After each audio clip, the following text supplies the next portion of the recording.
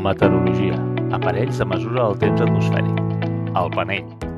Ara us ensenyarem a orientar el panell. Aquest és el panell. D'acord? Està desorientat. Què utilitzarem per orientar-lo? La brúixola. La brúixola s'obre. Hi ha un ferro, una tapa, una lupa. Perquè funcioni ha d'estar completament plana. Té 4 símbols. Ens fixarem en la fletxa, perquè la fletxa indica el nord. Veieu que el nord indica cap allà. Doncs hem d'aconseguir que la N del panell marqui igual que la brúixola. Ho fem. Movem i ja fem. Ja està. La N de la brúixola i la N del panell marquen la mateixa direcció.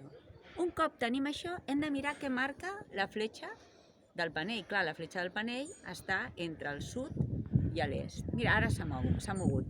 Això vol dir que ens ve vent del sud. Ens està dient que ve vent del sud. Mira, ara ve vent de l'oest. D'acord? S'entén?